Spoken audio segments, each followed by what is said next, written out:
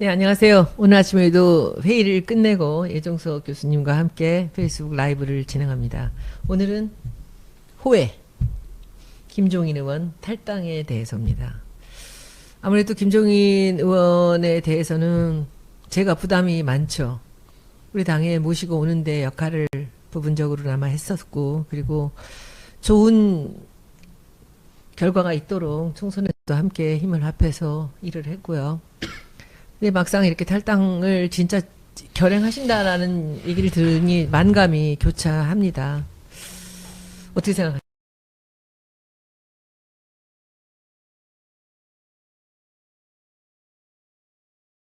저는 오랜 교분이 있고 저한테는 또 대선배님이 되세요. 그래서 뭐 아, 그분의 고등학교. 네네네 그러시고 뭐 그분의 여러 가지 정치 이력에 대해서도 잘 알고 또 그분이 좋은 점도 많이 가지고 계신 분이기 때문에 그 문재인 대표 곁에 남으셔서 좀 큰 역할을 해주셨으면 하고 기대를 했는데 여러 가지 면에서 좀 서운함을 금치 못하겠습니다. 뭐 다시 한번 기대합니다만 오보였으면 하는 생각입니다. 저는 뭐 어제부터 얘기가 나왔었던 게 후원금 계좌를 닫고 이제 그 후원금들을 주변에 있는 의원들한테 나눈다라는 이제 기사를 제일 처음 접하고 아 진짜 나가시는구나라는 생각을 했는데 저는 사실 우리 당에 있는 누구보다도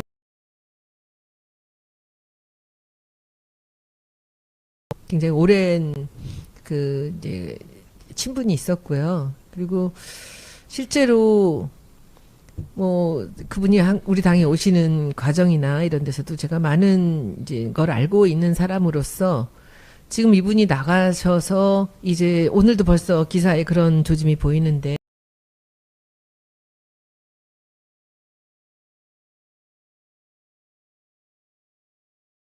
생각에 이제 오늘 이 자리를 갖게 되었습니다. 사실 오늘 기사를 보니 나는 속은 사람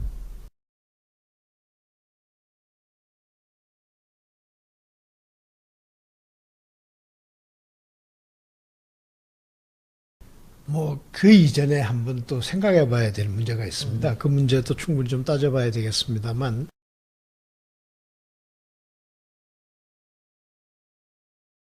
그러니까 그 사업하는 분들한테는 상도의가 있고 정치를 하는 분들한테는 정치적 도의가 있는 법인데, 뭐 그 김 의원님께서 지난번 총선 때 영입이 되셔서 큰 역할을 하셨고 또 뭐 그 당에서도 왈가왈부가 많았습니다만 그래도 참 그 총선을 승리로 이끌었다 하는 점에서 큰 역할을 하셨는데 앞으로도 사실 큰 역할을 하실 게 많이 남아 있는데 조금 그 뭐 제가 이런 표현을 하는 게 어떨지 모르겠습니다만 소탐대실하는 것이 아닌가. 또 이분이 제가 오랫동안 이분을 지켜봐 왔는데 굉장히 판단력이 좋은 분이죠. 말하자면 항상 그 되는 쪽에서는 뭐 이게 뭐 혹시 모욕적인 은사로 들릴지 모르겠습니다만 그런 의도가 아니고 정치적인 결단의 순간에 보면 항상 되는 쪽에 서 오셨습니다. 뭐 좀 이따 이야기를 하겠지만 이분이 우리나라 정치사에 아주 정말 특이하고 그 이런 이력을 가지신 분이 아마 전무후무할 것이다라고 생각을 하는데 이번에 만약에 그 탈당을 확정 지으신다면 아마 평생에 하신 의사결정 중에서 실패한 의사결정이 아니겠는가 하는 그 아쉬움이 있습니다. 또 그리고 자신이 그 말하자면 승리로 이끌었던 정당. 근데 이게 총선 승리는 아직 미완이죠. 대선을 끝내야만이 그야말로 그 정당에 기여를 하는 반대 이번에 등을 돌리는 것은 그 기여는 고사하고 좀 그 탄핵 정국 말미에 또 이제 그 대선을 목전에 두고 이런 정치적 결단을 하시는 것은 썩 그렇게 좋아 보이지는 않습니다. 제가 듣기로는 뭐 직접 듣는 말씀이죠. 제가 알고 있는 것들은 그 나는 대통령이 될 사람을 돕는다라는 말씀을 오래전부터 하셨어요. 그런데 지금 누가 보든지 문재인 전 대표 입장이 지금 가장 좋은 입장이고 그리고 가장 큰 가능성이 있는 상황인데 지금까지 그분이 하셨던 그 얘기들하고 다르지 않습니까? 대통령이 될 사람을 돕는다 하면 문재인 전 대표를 도와야 되는 게 맞죠. 그리고 지난번에 그 중앙 비대위원회에서 2차 그 회의 같은 때서도 그 제주도에 있다가 부산에 계시다가 비행기 타고 올라오셔서 댁에 가서 그 화를 내니까 그게 문 대표가 한 게 아닌데도 불구하고 친노들이 나한테 모멸감을 줬다. 친노가 준 모멸감이 아니죠. 비대위원들이 한 거죠, 그것은. 그런데 그 비대위원들이 14번으로 비례대표를 밀어놓고 했던 상황이 2차였고요. 1차에서도 칸막이를 만들어서 중앙위원들이 대노하게 만들었던 상황인데 그때 상황을 제가 몇 번을 말씀드렸습니다. 그게 친노들이 하는 게 아니고 그 상황을 이분들이 받아들이지 못하는 것입니다라고 말씀을 드렸는데도 모멸감을 줬다. 근데 아무 죄도 없이 문재인 전 대표는 비행기 타고 올라와서 댁에 가서 또 이분을 한테 안정시키고 정말 자기가 다시 잘해보겠다 이렇게 뭐 고정하시라는 그 얘기를 했고 그 다음에도 수도 없었습니다. 그런 일들이. 그런데 왜 이분은 계속 그 얘기를 자초지종 설명을 드리고 진실을 말씀드려도 듣지 않고 이렇게 등을 돌리시면서 계속 지금까지 총질을 하시다가 이제 마지막으로 떠나셔서 뭐 기관총이라도 난사하실 생각이신데 진짜 그렇게 뜻대로 되지 않으실 겁니다. 왜냐하면 제가 그 과정에 많은 것을 알고 있기 때문입니다. 그리고 될 사람을 도우신다라는 그 이야기하고도 틀리고요. 그리고 이제 떠나면서도 또 이 당에서 할 일이 없다라는 얘기를 하셨는데 이 당에서 충분히 할 일을 많이 하셨죠. 오셔서부터 지금까지. 그런데 본인이 원하시는 게 뭐기 때문에 이런 걸까요? 왜 이렇게 이 당에서 할 일이 없다. 특히 문재인 전 대표를 등지면서 이렇게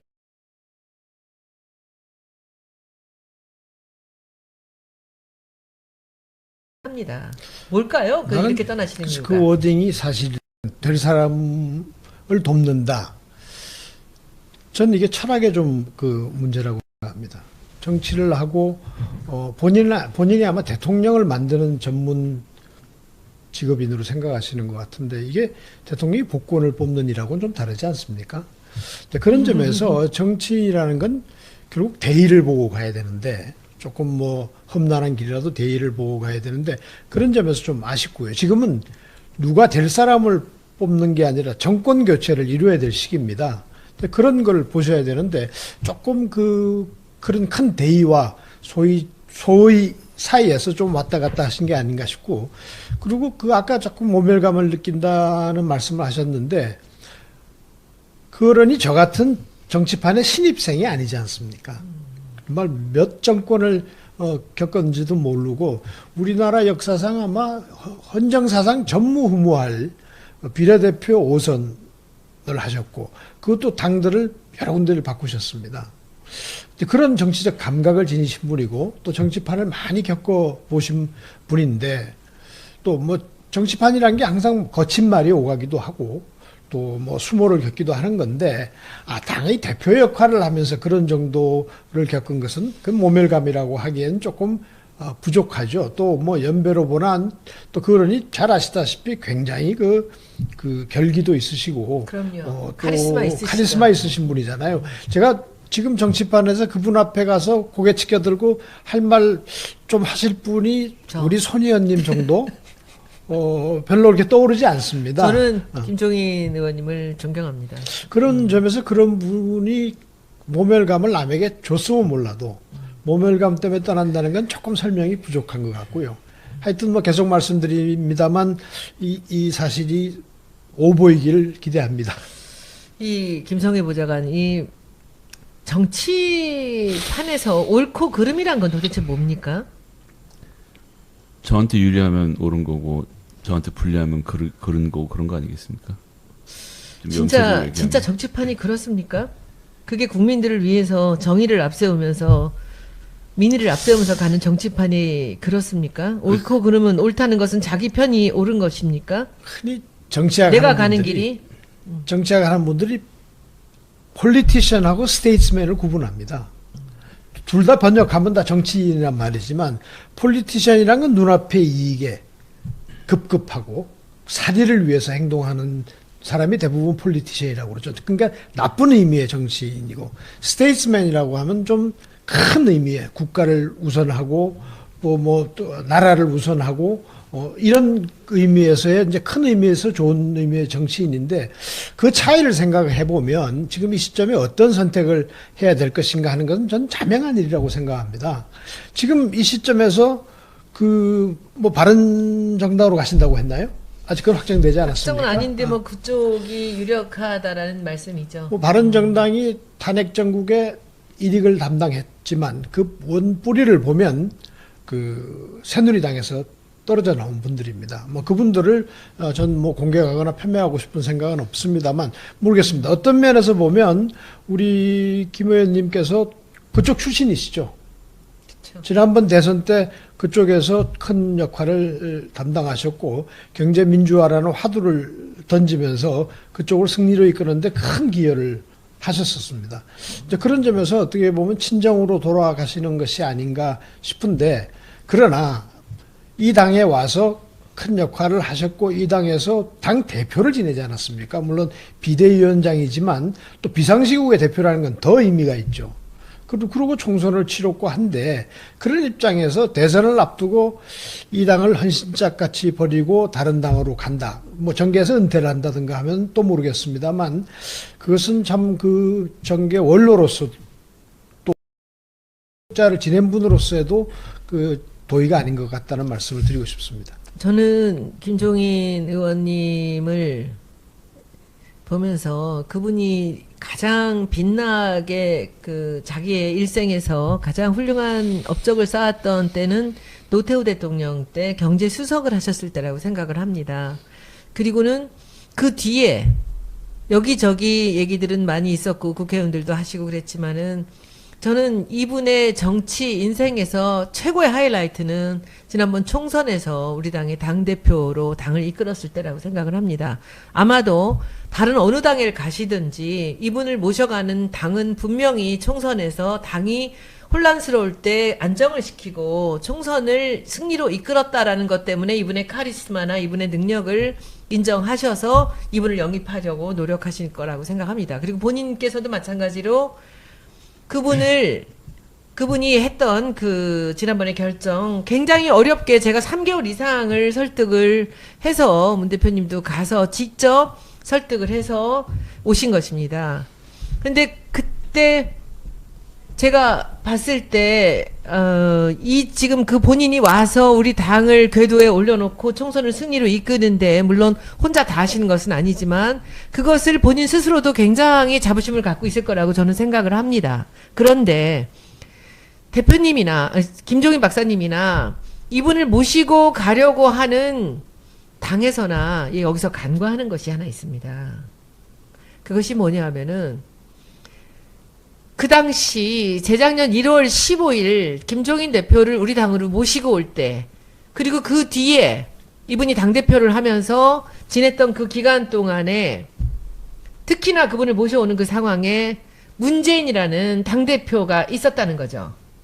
모든 것을 내려놓고 자기는 빠져나가면서 이분에게 모든 전권을 줬던 총선을 앞두고 공천권 하나 주장하지 않고 다 줬던 문재인이 있었을 때 와서 전권을 받았을 때와 문재인이 없는 곳에 가서 이분이 전권을 갖는 것하고는 저는 굉장히 많은 차이가 있을 거라고 봅니다. 모든 것을 내려놓고 이분이 살게 해주는 그런 자리를 마련해주는 그런 상황하고 지금은 많이 다를 거라고 생각을 합니다. 그리고 저는 오늘 김종인 박사님 말씀을 드리는 것은 저는 아직도 김종인 박사님한테 존경과 애정이 있습니다. 그리고 이분이 어디를 가시든지 잘 되셨으면 좋겠습니다. 그리고 아마 우리 당에 계실 때보다 밖으로 나가 계실 때 제가 더 편안하게 밥도 먹을 수 있고 할 것 같습니다. 이제는.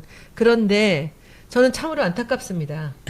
이분이 어디 가서든 대선을 치르면서 이분이 우리 총선에서 했던 것 같은 역할을 하실 수 있다고 기대하시는 분들 그리고 본인 많이 어려우실 것입니다. 그래서 걱정이 너무 많이 되고요. 그리고 어느 당에 가신대요?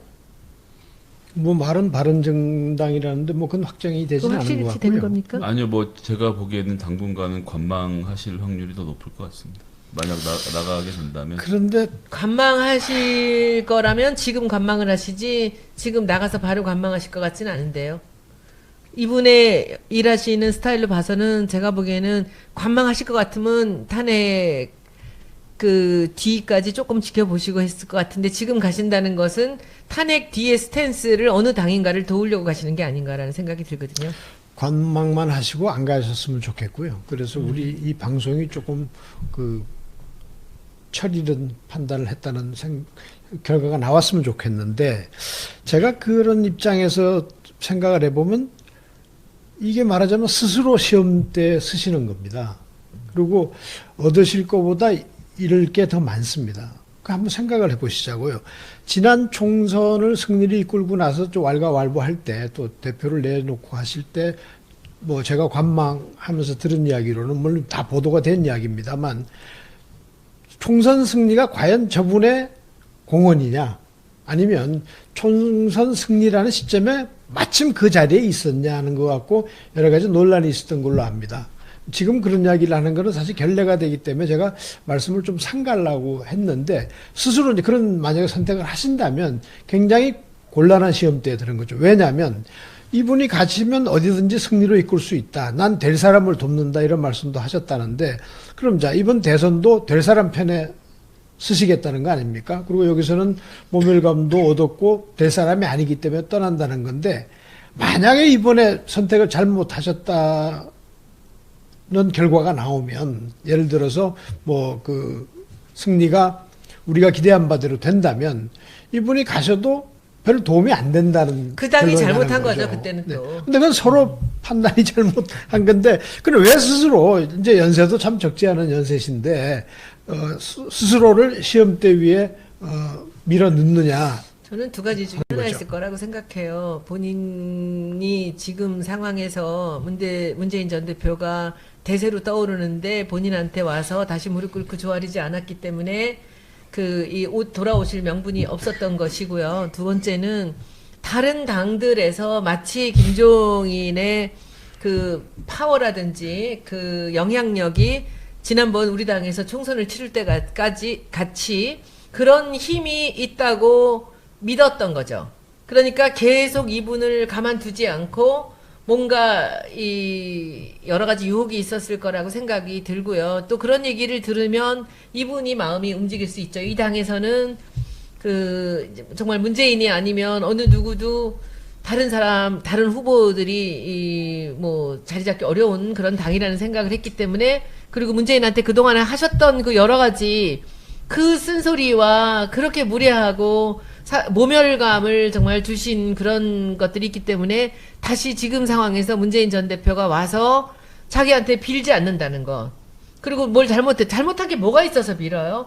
근데 그런 것 때문에 자존심이 상하셨을 수 있고, 그리고 다른 데서는 뭐 굉장한 대접을 해줄 것 같이 그렇게 이제 많은 유혹이 있지 않았을까라는 생각이 들고요. 저는 참으로 안타까운 게 오늘 기사에 나온 내용들 중에서 이런 내용들이 있어요. 정쟁과 분열이 나라를 망치도록 두어서는 안 될 것. 안팎의 위기고, 그리고 국난이 코앞에 와 있고, 대가는 국민이 피눈물을 흘릴 것이고, 그리고 이 당에는 더 이상 할 일이 없다라는 얘기인데 이 앞에 나오는 지금 이 어떤 불안감을 조장시키는 이런 일들이 참 익숙하지 않습니까, 우리한테는? 저는 그 이제 어제 페이스북에 김정인 의원께서 직접 쓰신 글인 건데요. 그 내용이 거기 좀 저에게 눈에 띄었던 제목은 이 대목입니다.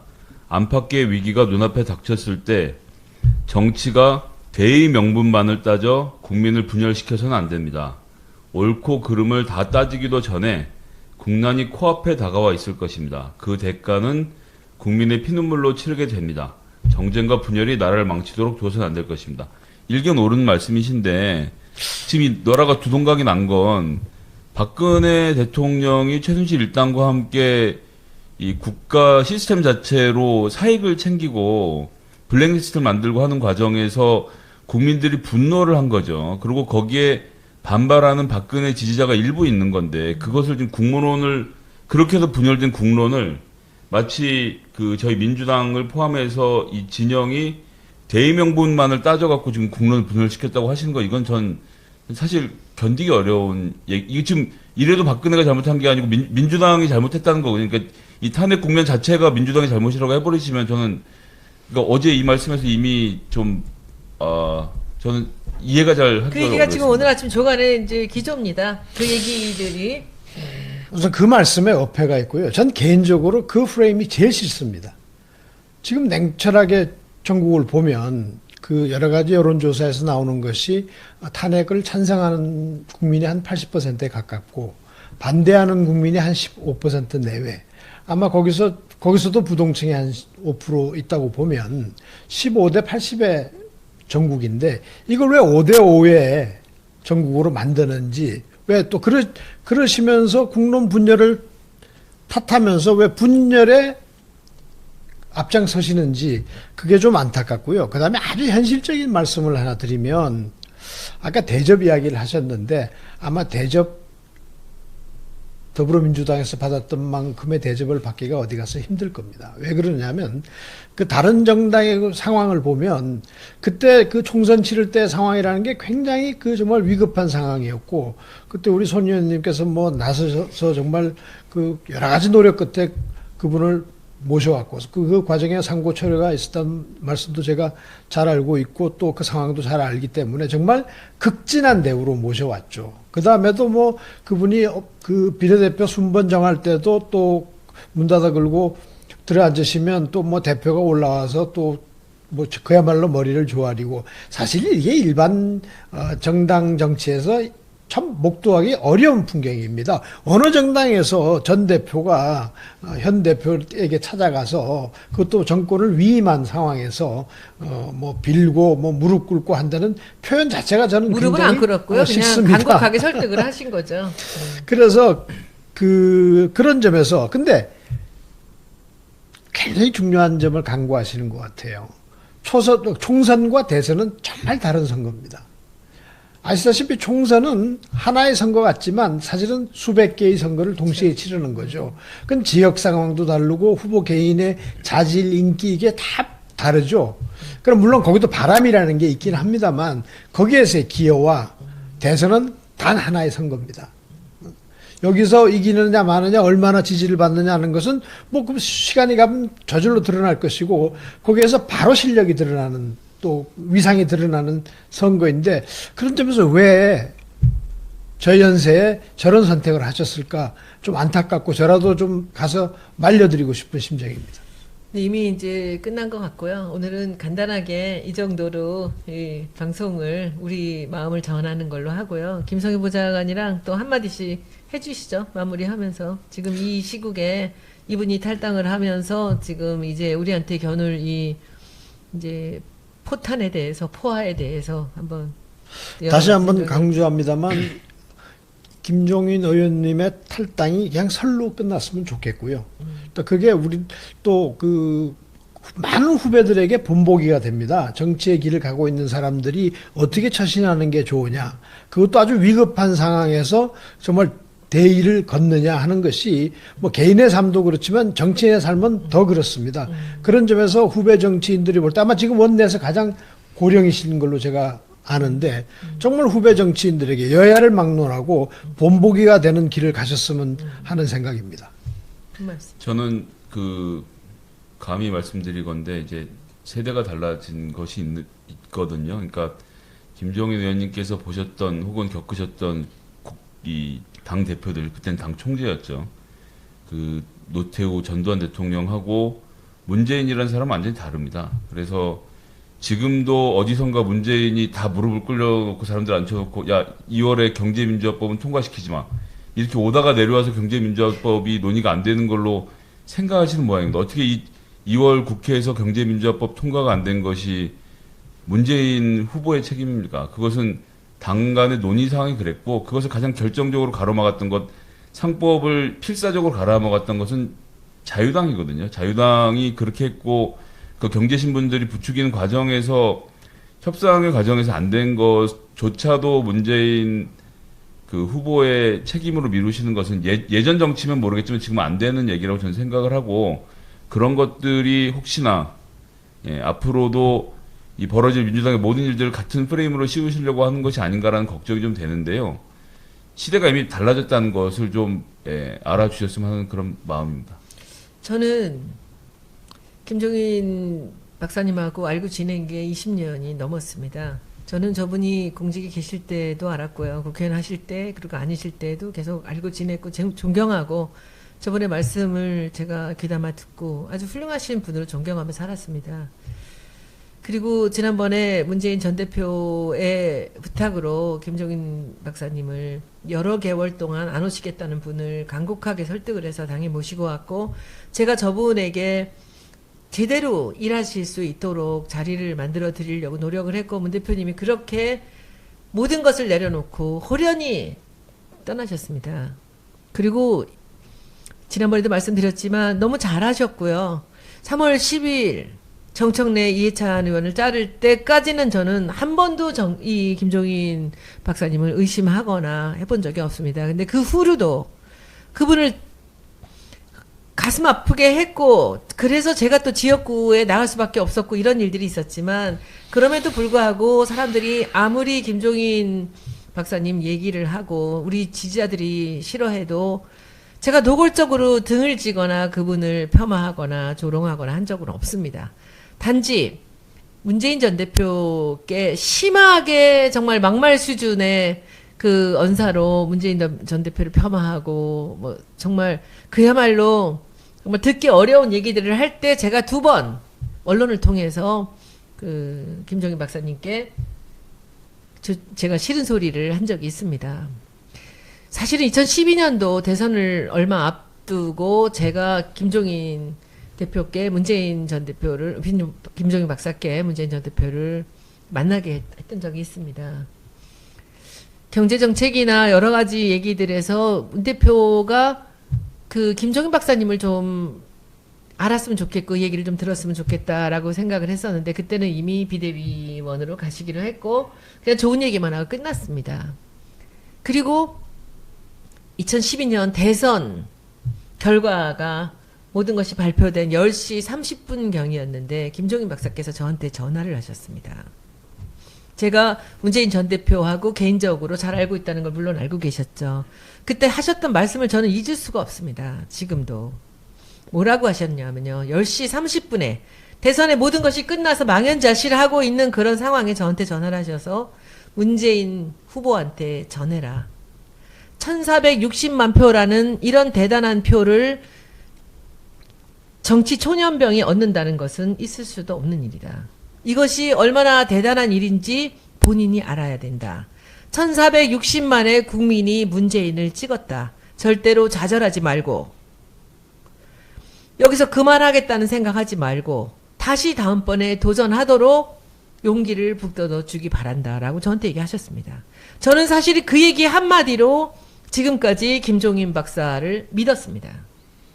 어떤 일이 있어도 이분이 노하거나, 그리고 이분이 뭐 불쾌하거나 할 때 어떤 얘기들도 할 수 있지만은, 저는 그날 하셨던 그 얘기, 김종인이라는 정치가고 경제학자가 문재인의 1460만 표에 대해서 얘기를 하시는 그 순간 저는 믿었습니다. 이것은 대단한 표구나.